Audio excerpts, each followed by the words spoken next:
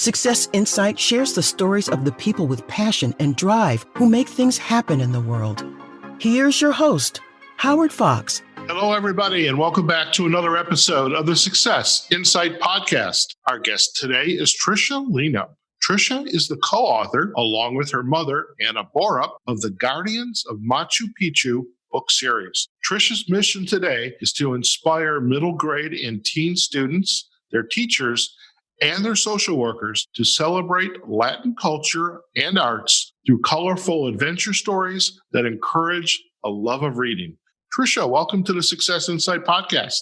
Thank you, and thank you so much for having me. It is a pleasure, and I have to say there's a little envy going on right now because your books are about Peru and Machu Picchu and Latin culture, and I love to travel, and I have not yet been to Peru. And so now having you on this podcast is like, okay, now I really have to go. Oh, yes, definitely. Yeah. So how did you get into this interest in writing a book about Machu Picchu? Maybe share a little bit about the background and how you got to where we are today. Okay, I would love to share that. I actually married into the culture. So my husband is from Peru. He is actually a native Incan so all of his heritage is just these amazing stories. And when I go down and visit family there, they tell me all these stories.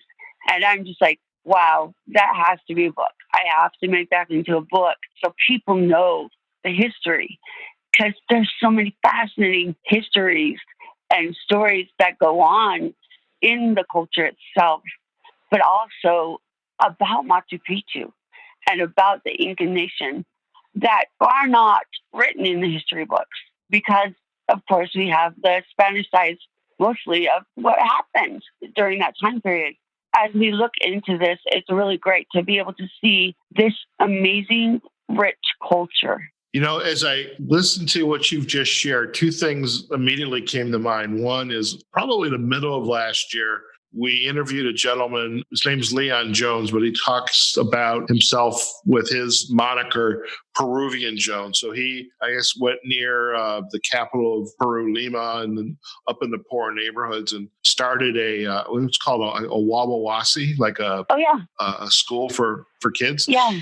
And just a very rich story. And then thinking about the gentleman that painted my house recently was from Peru, and he was always wearing the colors. And you talk about the vibrant colors. And I just remember that. And now you talking about like Machu Picchu. Now, have you actually hiked Machu Picchu with your husband? So we've been close to Machu Picchu. Yeah, we've been to Lima and the house. Of course, we have a house in Lima. My favorite place to go in Peru, besides the amazing historical site, is Asian Beach. So it's like a little place there that is outside of Lima. It has beaches that are gorgeous beaches. And we go there it used to be every other year. And then we started every year until his mother just passed away. So, oh, wow. Okay. Yeah, it's just been amazing. Fantastic. Now, when you met your husband, did you meet him here in the States, or had you been down into Peru and maybe you met him there? How did that occur? It's kind of a crazy story. So I actually did school counseling and was a school counselor in Alaska. Had some friends tell me to come to Brazil, and I went down to Brazil and lived for the summer. And then I got broken up with, and so I forget it. And then I'm like, okay, I'm just going to go online and, talk to people, because after you get broken up with, you're just like in this mindset of whatever, Oh, yeah, whatever. The next thing I know, I'm online and I'm looking for someone to talk to. The picture of him is on the beach with his Mustang. And I'm thinking, oh my gosh, this guy's stuck up. I'm not going to talk to him. And it actually just happened to be he was the only one online at the time. And so we connected on the internet. And he's like, I'm never online. I just happened to be online at this specific time. It was just crazy. Just kind of like a freak moment, but it was like I'd known him forever. It was so cool. Providence is, you never know when things are going to happen. Right place at right time, timing, everything. Exactly. And Yeah, we have similar backgrounds and things like that. So it's been really amazing. We've been married for 15 years and have 2 children and are happy, really happy. Fantastic. And as eventually you got together and got married, how did the immersion into the culture and, how did you, would you think about like collecting stories, or when was that moment in time? It's like, there's this book here, because you alluded to it early on, is that, your husband is sharing stories, you're going down there, but what was that insight in that moment where there's a book here? Well, when I was in Alaska living, everybody would tell me, you have to write a book. You tell the best stories. Because I would always make up stories for the kids up there working in Alaska. And so I'm like, oh, yeah, I'll get to it eventually. And so when we went down to Peru and I started hearing all these stories, I'm like, it's just something connected me to that and to the stories. His aunts and uncles, tias and tios would start telling these stories of their lives in Huanuco and then the history, behind their all the way up to Machu Picchu with the Incan nation. And so I just started developing stories in my mind, and it's like, oh my gosh, these are amazing. I have to get this down. And so I started writing. And at first I just started writing for myself. And this is funny because I just look back on it now and think, oh my gosh, this is actually what started me on the path. But I was writing this book just for our family, and I was substitute teaching one day, and the boy didn't have any materials to read with after his test was done. And of course, he was one of those boys that just kind of ripped through the test and did A, B, C, D, A, just answered as much as he could, and then was done in like 10 minutes of test. And so he had like an hour and 20 minutes left of class. And we're sitting there, and I'm like, okay, you know what? I'm going to get him to read this and see what he thinks, and just get another perspective on it. And so I had him read it. I put in my flash drive and had him read on the computer. And then I kind of forgot about it. And then the bell rang, and I'm like, okay, everybody can leave now. And I looked over, and he's still sitting there reading. And I'm like, you can leave now. You don't have to read anymore. Thanks for reading, what you did. And he goes, no, I have to know what happens. I have to know where's the end. And at that point, I wasn't finished with it yet. I was just in the middle of writing it. And he goes, no, I have to know. And then I'm like, okay, I've got to get this done. That kind of triggered me, like, this is actually impacting a student that doesn't read, that doesn't get involved in books or doesn't involve himself in reading. It connected him. And then I'm like, I've got to get this done. And that's what kind of started me on this whole journey of writing this history and the connection of the history to this fascinating stories. So it's historical fantasy is what genre it's in. Okay. And as you're writing the books, we alluded to early on in the introduction, this is a book series, Guardians of Machu Picchu. And you've got 2 books that have already been published. The book 1 is Elixir of Life, and book 2, it's Orb of Time, correct? Correct. So I know you're working on, or your book 3 is being worked on right now. Right. I'm not going to give it away unless you give it away. And then there's a book 4. How did you then take this writing, these stories that you're creating? And I think it's wonderful, by the way, that you went out to one of the students, and they sat down, they were very immersed in it, and they basically enjoyed it. And that's a good indicator, like, there's something here. How did you then start to create this book, but then also begin to include your mom in this little adventure of yours? My mom and dad, my dad's a history teacher and an archaeologist, and my mom is a teacher as well. And so when we started writing and got involved in that, my mom was really kind of just helping me along. She kind of wanted to help me in the writing process because I have my doctorate in education, but I never really wrote besides dissertations and curriculum. So she got involved in the Utah creative writing process and things like that because they live in Utah. And so I wanted her input. And that's how it kind of came about that she drew herself, I guess, drew herself in, and I drew her into this process by just, connecting with her on that level of being able to get her ideas on what I was writing. And then, of course, they love going down to Peru with us. They've been down to Peru with us twice now. And we went to, not to Machu Picchu with them, but we went to a place called, trying to remember the name now, it's just outside of Peru, an ancient ruin. It's like 5,000 years old, and not a lot of people know about it. So it's even before, and this is actually going to be down the line in the books, but it's actually a civilization that was before the Incas. And so we're going to even go back a little bit even further than that.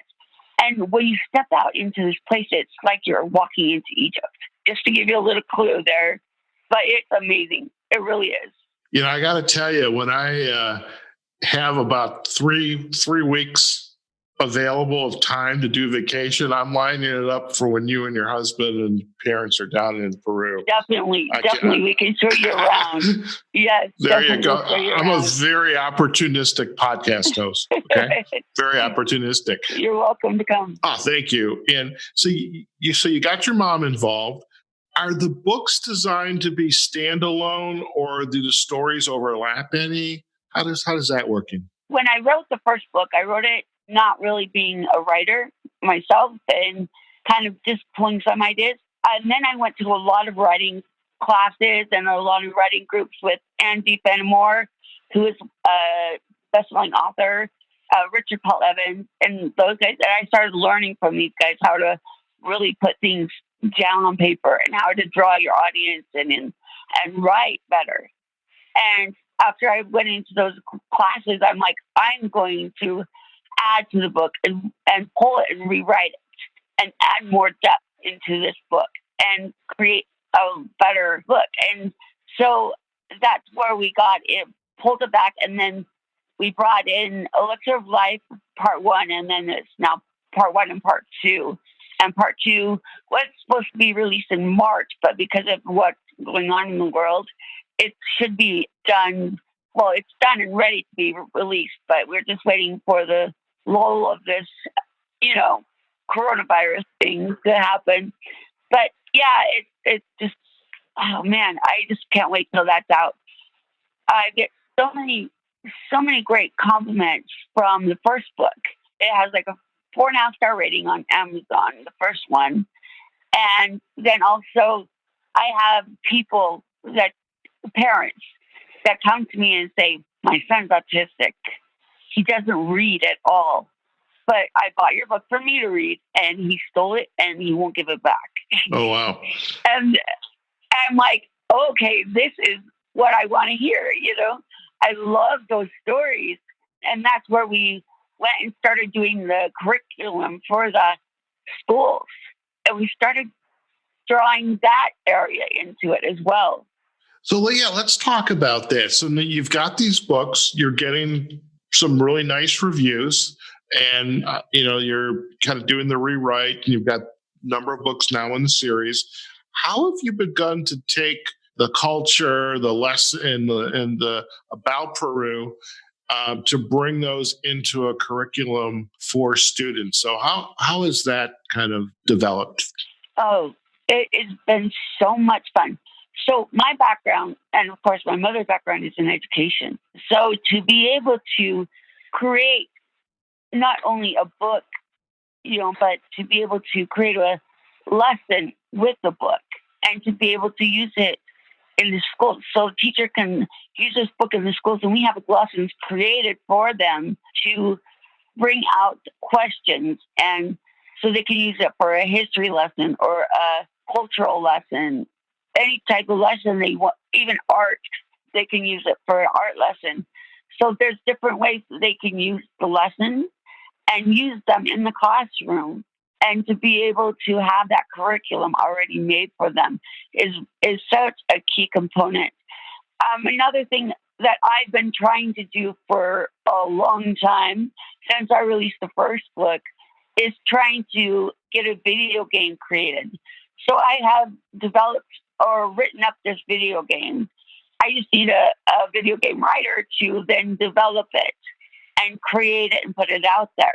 And at one point in time, I did find someone that we thought we would do a board game and make it a board game. But he got really busy with other commitments, and so he wasn't able to help. Now I'm in this, because we used to live in Utah, but now I'm in the Bay Area where we get a lot of technical people, that I'm just putting it out there. Oh, yeah. Hey, if anybody knows how to write video games, please let me know, because I really want to connect this video game, because I want the video game that I've written is actually part of the education as well, because they have to read the book in order to get through the levels of video game. And so it actually connects the reading and makes it more fun for the student or for individual person. Fantastic. Well, Trycia, you are actually in the right place, because you and I connected via LinkedIn because, we had early on sent out invitations for authors to be on the podcast, but I have a huge LinkedIn network, and I'm happy to help you. We'll find somebody for you to that get would this. be amazing. I would love that. We'll do that. I can definitely help you with that. Let me ask you a question now. So you've got the education components.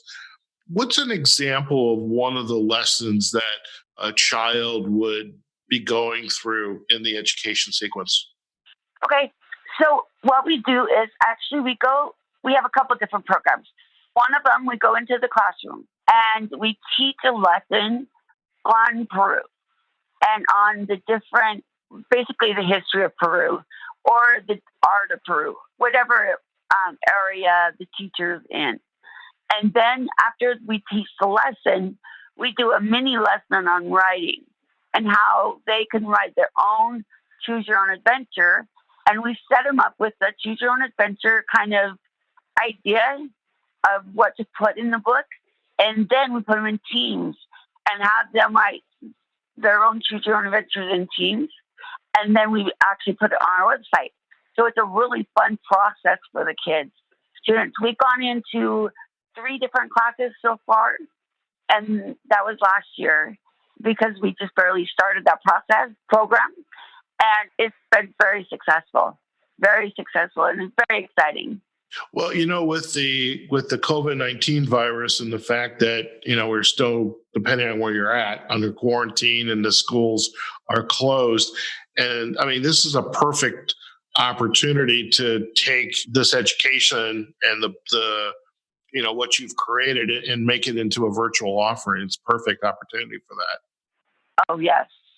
Yeah, definitely. I've been doing these mini lessons online of how to write just for the kids in my area. I've offered it, but I'm willing to open it up to anyone. If they just email me and they want their kids involved in this process, we have a program we're going to open up for the summer where I teach these mini classes. Then they would get a free book with the class. And after they'll get a free book, and we go over the lessons, and then we also teach them how to write their own books. And it's a really fun little opportunity for the summer, involving the students to help them with the creative writing and the creative process, but also their history and connecting them with their history. So they keep on learning through the summer. And each of these classes, the prices will depend individually. I'll talk to the parents on the prices. I don't want to kind of give that out yet. Right, sure. I want to talk to the parents to kind of see where they're at, because I want it to be affordable for everyone. Sure. And the age range, in the show notes, I saw, middle grade to teen, but is that the sweet spot you're looking for? We do middle grade to teen, but we also have started doing lessons from anywhere from 3rd grade on up. So 3rd grade is about age 8 or 9 on up. It's been fun, really fun. Very interesting.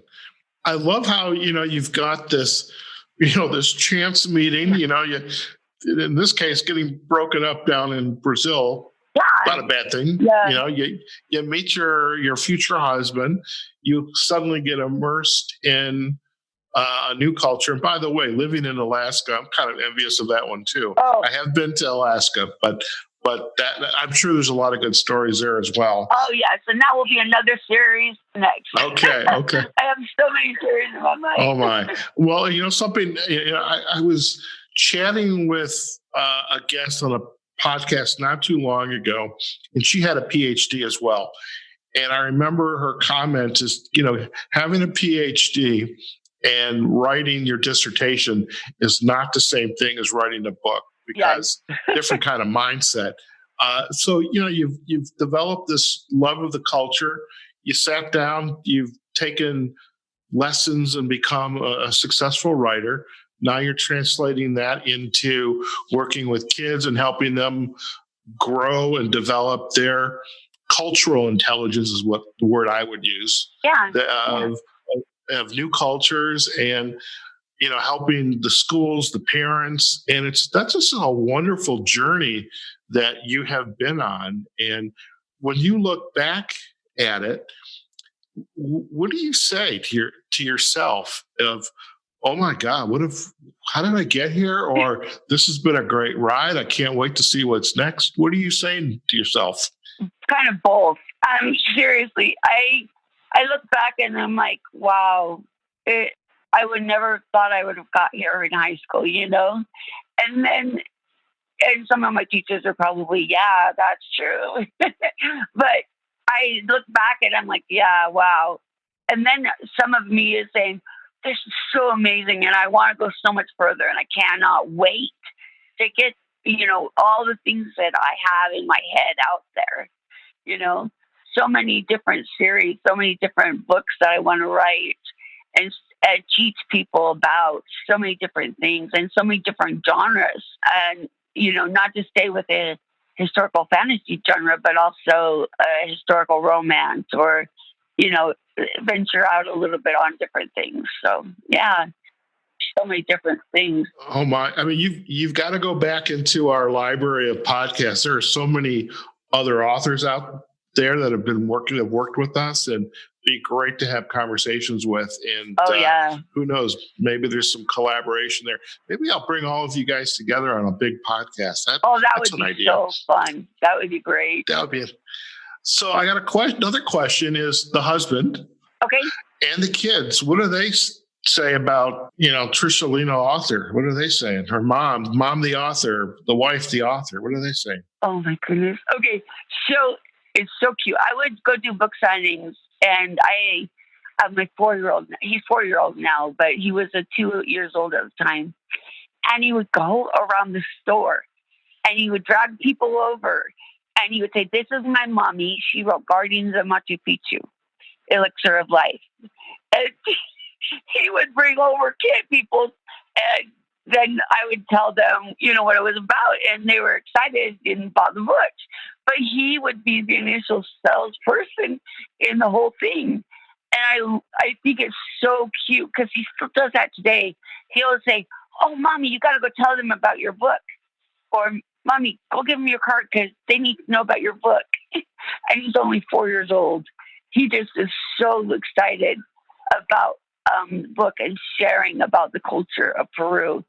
He loves the history of Peru as well. And then I have an 8-month-old, so he's not quite yet there, but ready to speak out about the book. But they just are so fun. They're so fun to have. That is cute. You know what? Something to think about. And again, I'm just, as I'm chatting, my imagine a light bulb right above your head going pop, pop, pop. These light bulbs are going off. Is you're thinking of your 4-year-old. There's a children's book here as well. Oh yes, yeah. And I think I'm going to have my mom and myself coordinate in that, and my dad draws. He's like an artist as well, so I think he'll have him do the pictures, and I can see that now. I mean, now that you bring it up, full front there, I'm like, yes, I see it. I see exactly what I want. I could see every page of the book. Oh yeah. Oh my gosh. So I'm going to introduce you to Barbara Ann and Victor Mojica. Barbara Ann's book, she's an educator too, by the way. Oh, okay. And her book series is called Little Miss History. Oh. And so Little Miss History is Barbara is like a little teenage girl, but all the major tourist attractions in the U.S., Mount Rushmore, Statue of Liberty, La Brea Tar Pits, things like that. But Victor, her husband, is the illustrator. But so, I mean, if your dad's the illustrator, it's like, you got this. And so there's definitely a children's book there, but let's talk to some of our other authors who have also authored their own book. And oh yeah, I love to collaborate, and I'm learning every day. I guess that's what was instilled with my parents being educators. You're like, every day is a learning experience, and so exciting, to be able to bring in everybody and talk to everybody about it. That would be amazing. Yeah. Fantastic. Well, listen, Trycia, it's been such a pleasure to have you on. And I just like, we could talk about this, we could talk about that. There's just a lot of places to go. And, but I love, you've given us a great overview of, the origin and kind of the journey you've been on. You've got the books that you're working on. And I know there's 4 books in the series, and you've got the novellas, the lessons planned for the kids. So, and then, what's next? And I think that is so wonderful. And if our listeners would like to learn more about you and your work, where are the best places for them to go? Our website, guardiansofmachupicchu.com, is the best place to link in with us. Also, LinkedIn is there as well, which is a great place to get a hold of me as well and to be able to talk to me. I love talking to everybody about it, so would be happy to talk to anyone that wants to reach out. That is fantastic. And it was such a pleasure to have you on the podcast. And I'm looking forward to staying in touch because I have some to-dos on my plate for you to make some introductions for you. And also, again, to see if we can help you with the board game, whether, the virtual and app and however it gets created, but definitely that, and introduce you to Barbara Ann and Victor Mojica. Trycia, it's been an absolute pleasure. And thank you so much for taking the time to join us on the Success Insight podcast. Thank you so much. And I love talking with you. Thank you so much. Fantastic. All right, folks. What a wonderful episode. I mean, just first of all, I need 3 weeks vacation so I can go to Machu Picchu or go to Peru, of which Machu Picchu will be just one destination. And like I had shared with Trycia, I am an opportunistic traveler, podcast host, friend. Wherever my friends live, I want to visit. But we got to get past this little COVID-19 issue. But listen, do go out to Trycia's website, guardiansofmachupicchu.com. Learn more about her and her mom and, the work and the writings of Guardians of Machu Picchu book series, and really also embrace the work that Trycia's doing within the education sector, helping middle grades, teens, teachers, and, social workers help students celebrate their Latin culture and the arts. And really just, if you've ever seen anything that has been written about Peru or the art, lots of wonderful colors. And again, I'm really envious because I want to go visit. But in the interim, again, go out to the website, guardiansofmachupicchu.com. Do connect with Trycia on LinkedIn, and we'll provide the backlinks in our show notes as well. So I hope you enjoyed this podcast as much as we did. We're going to be on successinsightpodcast.com. Please leave a comment about this episode or any other episode that is in our library. Also, we are on Facebook and LinkedIn, and our business pages, successinsightpodcast.com. All of the major podcast platforms, Apple Podcasts, Google Podcasts, iHeartRadio, Spotify, as well as on YouTube and Instagram. I think we are on Instagram, but we do a lot of work on Pinterest as well. That's where we also display our children's book authors there as well. So there's lots of opportunities to either listen, download our podcast, especially this one today. And hey, if you're a big fan of Peru, you're in the right place. So go out there, have a phenomenal day, be safe wherever you are, whatever you're doing, just take care of yourselves. And we'll see you on the next episode of the Success Insight Podcast. Take care now. Success Insight is a production of Fox Coaching and First Story Strategies. Find us online, successinsightpodcast.com.